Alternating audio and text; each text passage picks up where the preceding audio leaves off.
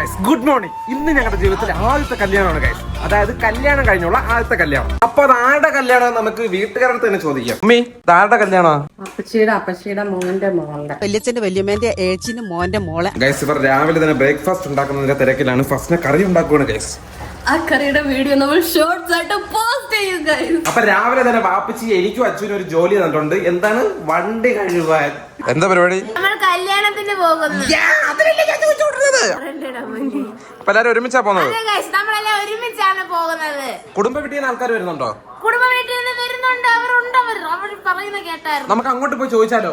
അതെ, കമോൺ.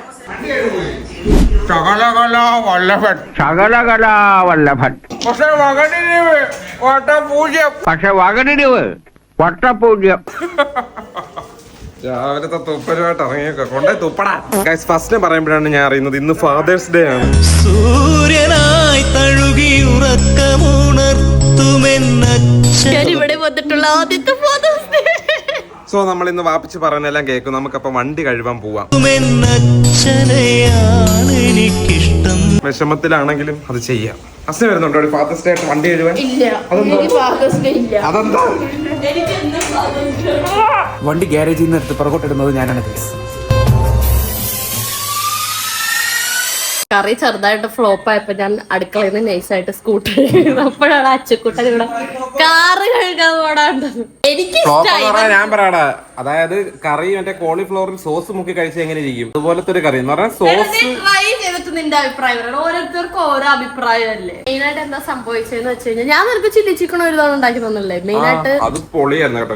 മെയിനായിട്ട് എന്താ പറ്റിയെന്ന് വെച്ചാല് നമ്മള് കോളിഫ്ലവർ പുഴുങ്ങത്തില്ല ചില്ലി ഗോബി ഉണ്ടാക്കുമ്പോ. ടൊമാറ്റോ കെച്ചപ്പ് ആയിരുന്നു. അത് ഞാൻ പിന്നീടാ കണ്ടത്. കെച്ചപ്പ് സോസ് രണ്ട് ടേസ്റ്റ്. അതാ പറഞ്ഞത്. എനിക്ക് തക്കാളി ടൊമാറ്റോ കെച്ചപ്പിന്റെ ടേസ്റ്റ് മറ്റേ കോളിഫ്ലവർ ടൊമാറ്റോ കെച്ചപ്പിൽ മുക്കി തിന്നുന്ന അതേ ടേസ്റ്റ്. അതാണ് അബദ്ധം പറ്റിയത്. ഞാൻ ഇപ്പോഴാണ് ആ കുപ്പിയുടെ ലേബല് വായിച്ചു നോക്കിയത്. അത് ടൊമാറ്റോ സോസ് അല്ലായിരുന്നു, ടൊമാറ്റോ കെച്ചപ്പ് ആയിരുന്നു. നമുക്കിനി ബ്ലോഗ് എടുത്തോണ്ടിരുന്നാൽ വാപ്പിച്ച് എന്റെ തന്തയ്ക്ക് വിളിക്കും. സോ നമുക്ക് കാറ് കഴുകാം. നീ വരുന്നോ കാറ് കഴുകാൻ? എന്നാ ഫസ്റ്റിലെ കാർ കഴുകി തുടങ്ങിക്കോ. ഞാൻ രാവിലത്തെ ബ്ലോഗ് എഡിറ്റ് ചെയ്യട്ടെ, ഷോർട്സ് എഡിറ്റ് ചെയ്യട്ടെ. ഗൈസ് നമ്മൾ ആദ്യമേ കാർ കഴുകുന്നതിന് മുമ്പ് നമ്മൾ നമ്മുടെ ഫോം സെറ്റ് ആക്കണം. ഫോം സെറ്റ് ആക്കാൻ വേണ്ടിയിട്ട് ഞാൻ നമ്മുടെ കാർ വാഷ് എടുത്ത് ഒഴിച്ചിട്ട് അതിൽ കുറച്ച് വെള്ളം ഒഴിച്ച് നല്ല ഫോമാക്കി പതപ്പിച്ചെടുത്തു. നേരത്തെ തട്ടുകടയിൽ ഓംലെറ്റ് അടിച്ചിട്ടുണ്ടോ? ഇല്ലില്ല, നല്ല പരിചയം. നേരത്തെ ഞാൻ നിന്നെ വിളിച്ചപ്പോഴത്തേക്ക് നിനക്ക് പകരമായിട്ട് ഫസ്റ്റിനത്തെ വരാന്ന് പറഞ്ഞു. സോറി, ഫസ്റ്റിനെ വരാന്ന് പറഞ്ഞു. അപ്പൊ ഫസ്റ്റിനെ ഞാൻ ഇത് ഏൽപ്പിക്കുകയാണ്. ഞാൻ വെള്ളം ഒഴിച്ചു തരാം. ഇപ്പഴേ മുഴുവൻ വെള്ളം ആക്കിയിട്ട് മതി. ഇതെന്തോ വിത്തറിയുന്നോ? നല്ലോണം അങ്ങോട്ട് കഴുകൂ. പരിചയമില്ല. നമുക്ക് കാറ് കഴുകാം. അല്ലെങ്കിൽ നേരത്തെ അസറ് പറഞ്ഞത് എന്റെ ഭാഗത്ത് സംഭവിക്കാൻ ചാൻസ് ഉണ്ട്.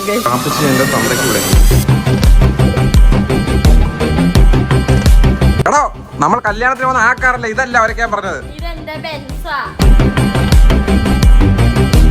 ഞാനും പണിയിൽ അവരെ ഒന്ന് ഹെൽപ്പ് ചെയ്തിട്ട് വരാം. ഫോൺ കുത്തിയിട്ട് വരാം. Okay bye.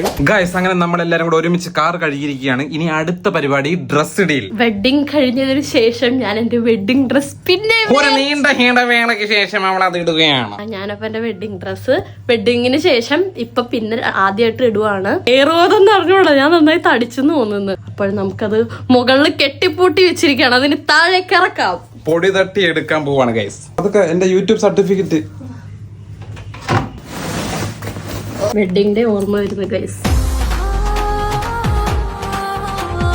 ഞാൻ ഇത്രയും വെച്ചാൽ നമ്മള് വെഡിങ്ങിന് വേണ്ടി ഡ്രസ്സ് എടുത്തിട്ട് നമ്മൾ ഭയങ്കര എക്സൈറ്റഡ് ആയിരിക്കണം. നമ്മൾ മറ്റേ പെരുന്നാളിനൊക്കെ ഡ്രസ്സ് എടുക്കുന്ന പോലെയല്ല, വെഡിങ് ഡേയുടെ ഡ്രസ്സ് ഇടാൻ നമ്മൾ ഭയങ്കര. ഞാൻ എന്നിട്ട് ഇടക്കിടക്ക് ചുമ്മാ ഇട്ട് പ്രാക്ടീസ് ചെയ്യുന്നുണ്ട് എങ്ങനെ ചിരിക്കണം, എങ്ങനെ നടക്കണം എന്നൊക്കെ. എനിക്ക് ഭയങ്കര എൻ്റെ അടുത്ത് കുറേ പേര് പറഞ്ഞു നല്ല കളറാന്ന്. ഞാനിത് അതായത് കല്യാണം പ്ലാൻ ചെയ്തപ്പോഴേ ഞാൻ എന്റെ ഡ്രസ്സൊക്കെ സെറ്റ് ചെയ്ത് വെച്ചിട്ടുണ്ടായിരുന്നു. ബ്രൈഡ്സിനൊക്കെ അറിയായിരിക്കും നമ്മുടെ ഡ്രസ്സിന്റെ അടിയിൽ നമ്മളിങ്ങനെ ഒരു ഡോൾ പോലെ ഇരിക്കാൻ വേണ്ടി സ്റ്റിഫ് നെറ്റ് വെക്കും. അപ്പൊ ഇനി എനിക്ക് ഇതിന്റെ ആവശ്യമില്ലല്ലോ, അല്ലാണ്ട് ഫംഗ്ഷൻ ഇടാനല്ല. അപ്പൊ ഞാൻ എന്റെ സ്റ്റിഫ് നെറ്റ് ഒക്കെ അങ്ങ് പോയി കഴിഞ്ഞാൽ വധുവിനെ തമ്മിൽ മാറിപ്പോ. അതെ, അതുകൊണ്ട് ഞാൻ സ്റ്റിഫ് നെറ്റ് ഒക്കെ അങ്ങ് റിമൂവ് ചെയ്യാണ്. അപ്പൊ തന്നെ ഇതിന്റെ പകുതി വെയിറ്റ് അങ്ങ് കുറയും. അന്ന് എനിക്ക് ഇപ്പോഴും ഓർമ്മയുണ്ട് ഗൈസ്, ഇവൾ ഇതും പൊക്കി പിടിച്ചോണ്ട് നടക്കുന്നത്. കാറ് കേറാൻ വയ്യ, കാറിൽ ഇറങ്ങാൻ വയ്യ, എല്ലാം ഞാൻ പിന്നെ പാവാടയൊക്കെ ഇങ്ങനെ പൊക്കി വെച്ചോണ്ട് നടന്നത് മാത്രല്ല, കൊച്ചിന്ന് കൊല്ലം വരെ ഞാൻ ഈ ഡ്രസ് ഇട്ടിട്ടാ ട്രാവൽ ചെയ്തേ. നമ്മള് നോർമൽ കാഷ്വൽ ഡ്രസ് ഇട്ടാൽ കൂടി നമ്മളൊരു 4 hours ഒക്കെ കാറിലിരിക്കുമ്പോ ടയർഡാവും. ഞാൻ ഈ ഡ്രസ്സും ഓർണമെന്റ്സും എല്ലാം അതേപോലെ അത്രയും ആഗ്രഹിച്ച് മേടിച്ച ഡ്രസ്സാണ് ഗൈസ്. അപ്പൊ ഞാനിത് പിന്നെയും വെയർ ചെയ്യാൻ പോവാണ്. വെയർ ചെയ്ത് വന്നിട്ട് കാണാം. ഗൈസ് അങ്ങനെ നമ്മൾ ഒട്ടും സമയമില്ലാതെ ഇറങ്ങിയിരിക്കുകയാണ്. എല്ലാവരും നല്ല റെഡി ആയിട്ടിരിക്കുന്നു. വാപ്പിച്ച് റെഡി. വണ്ടി ആരെല്ലാം എടുക്ക്. പഴയ എക്സ് പുതിമണ്ണ് റെഡി ആയിട്ടിരിപ്പുണ്ട്. ഇതാണ് എന്റെ ഔട്ട്ഫിറ്റ്. മുടി പോലും ചീപ്പാൻ സമയം കിട്ടില്ല. സോ നമ്മൾ ഇനി വണ്ടിയിലേക്ക് കയറണം. അച്ഛൻ വണ്ടി ഇറ. ഇതാണ് എന്റെ ഔട്ട്ഫിറ്റ്. മുടി പോലും ചീപ്പില്ല ഞാൻ. ഭയങ്കര സ്മെല്ലുണ്ട്. അങ്ങനത്തെ സ്മെല്ലല്ല, ഈ പുതിയ ഡ്രസ്സിന്റെ ഒരു സ്മെല്ലില്ലേ, ആ സ്മെല്ല്. ഇതാണ് എന്റെ ഔട്ട്ഫിറ്റ്. ഇത് ഞാൻ ഗ്രൂംസ് ടു ബിക്ക് എടുത്തതാണ്. ഇതിന് സ്മെല്ലില്ല ഗൈസ്, ഞാൻ നല്ലോണം കൊണ്ടുനടന്നുണ്ട്. ഇതാണ് ഉമ്മയുടെ ഔട്ട്ഫിറ്റ്. സാധാ സിമ്പിൾ ആൻഡ് ഹമ്പിൾ. ഇക്ക പറഞ്ഞില്ലേ ഇവിടെ ഒരു സീറ്റ് ഇടയ്ക്ക് വെക്കണം എന്ന്. ഇനിയിപ്പോ വെച്ച് കഴിഞ്ഞാലേ ഇവിടെ ഒരാൾ മാത്രം ഒറ്റയ്ക്കായി പോകും. അതുകൊണ്ട് ഇങ്ങനെ ഈ 2 കൂട്ടാളികളായിട്ടിരിക്കട്ടെ. അച്ഛന്റെ അഭിപ്രായം എന്താ അച്ചു? നമുക്ക് അടുത്തൊരു അതിഥി കൂടെ വരുമ്പോ നമുക്ക്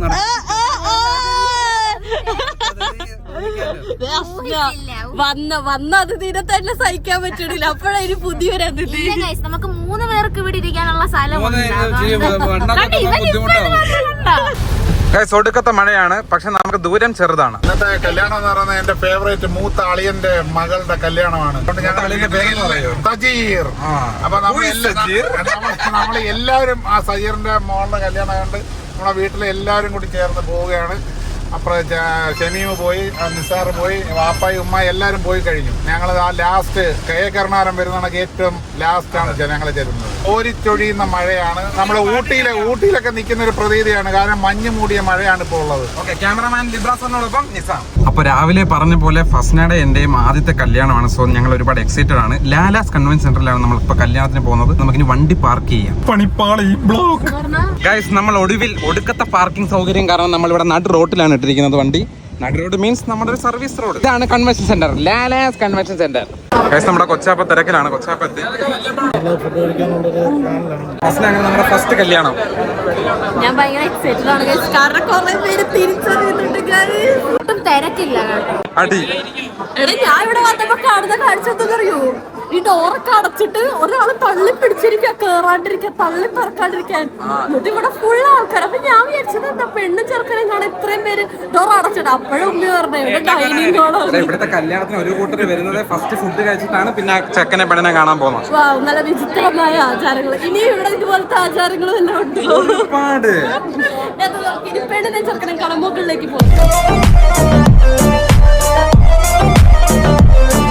ഗൈസ് ഞാൻ ഇവിടെ വന്നപ്പോ നമ്മുടെ വീട്ടുകാരെ കണ്ടു. നമുക്കിനി അങ്ങോട്ട് പോവാം. ഹായ്.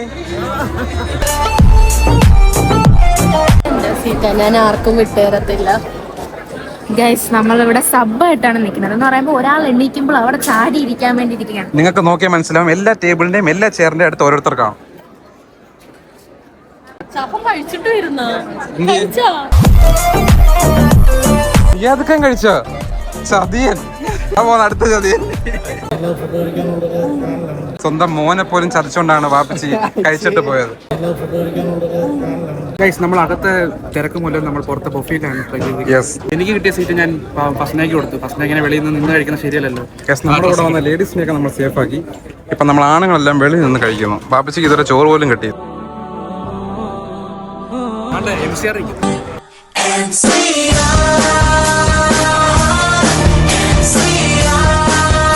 ബിരിയാണി തിന്നിട്ടും സദ്യയുടെ അവിടെ പോയി കാട്ടയ്ക്ക് പോന്ന രണ്ടുപേരെയും കാണിച്ചു തരാം. തിരിയടാ, ബിരിയാണി കഴിച്ചിട്ട് നീ എന്താ സദ്യയുടെ ലാസ്റ്റ് കഴിക്കുന്നത്? ഞാൻ ചപ്പാത്തി ആയിട്ട് എടുത്തതാ. കറിയില്ലല്ലോ, കണ്ടില്ലേ? ഞാൻ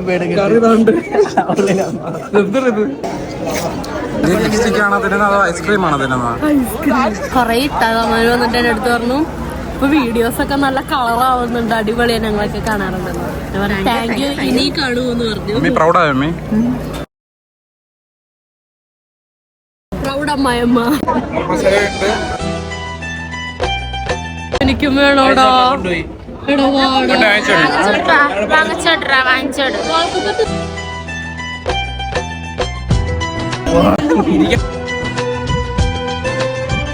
പായസം കുടിക്കാടാ നമുക്ക്.